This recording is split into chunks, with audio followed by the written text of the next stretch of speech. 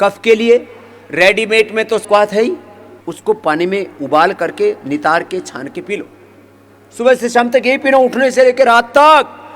कफ रह जाए एक कण भी ऐसे भी हो जाए, एकदम टनाटन मिलेगा। नहीं तो थोड़ा थोड़ा इन्फ्लेमेशन अंदर जमा होकर के पूरा शरीर, कफ की वृद्धि से मोटापा बढ़ता है, कफ की वृद्धि से गांठें बढ़ते हैं, कफ की वृद्धि से कैंसर होता है, कफ की वृद्धि से हार्ट में ब्लॉकेज आते हैं, कफ की वृद्धि से पूरे शरीर में अलग अलग पूरे उपद्रव होते हैं, पित्त की वृद्धि से पूरे शरीर में पूरा उबाल सा होता है, स्किन डिजीज होते हैं।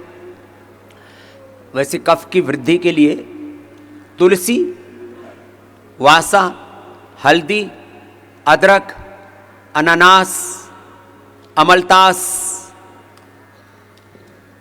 तुलसी, हल्दी, अदरक, वासा। वासा बहुत होता है, यहाँ से ले जाया करो, यहाँ से सब पूरी नर्सरियों में भी आपको डिमांड करने लगोगे तो मिल जाएगा।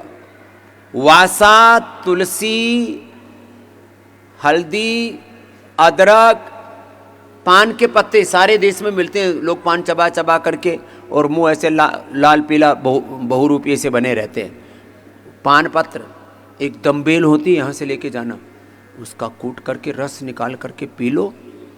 और जिनको कफ है ना, उनके लिए अमलतास, ये नेचुरोपैथी में बहुत बड़ा तत्व है। अमलतास कफ के लिए, अमलतास या अनार या पपीता या खजूर।